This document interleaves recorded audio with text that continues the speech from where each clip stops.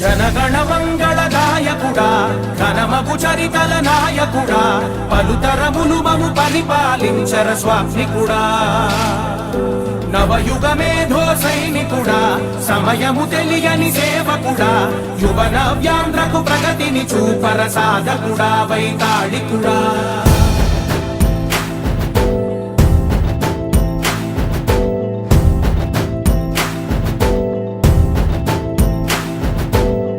ప్రతి ఇల్లు నిన్నే నిన్నే పిలిచింది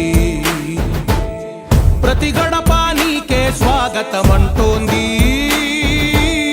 ప్రతి మనసు నువ్వే గెలవాలంటోంది పెద్ద కొడుకు నీవై తోడున్నావు చాలు జరుగుతుంది మాకు మేలు మేలు ఇంటి పెద్ద నీవై నిలిచి ఉంటే చాలు విరిసిపోవ రాష్ట్రమంతటా శాంతి క్రాంతి సంతోష.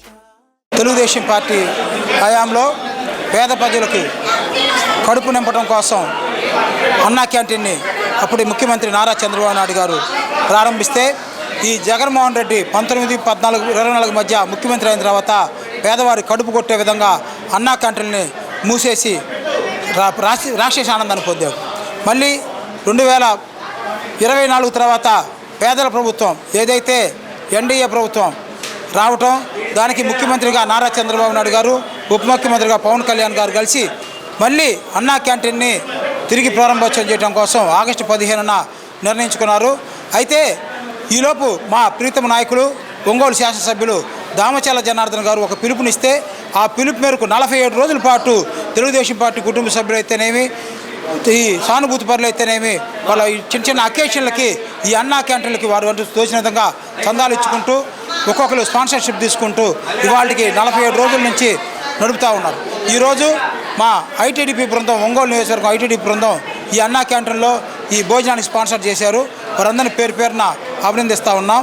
ఒకటే తెలుగుదేశం పార్టీ పేదవాడి పక్షం అనేదానికి ఉదాహరణ ఏదైతే ఉందో ఈ అన్నా క్యాంటీన్.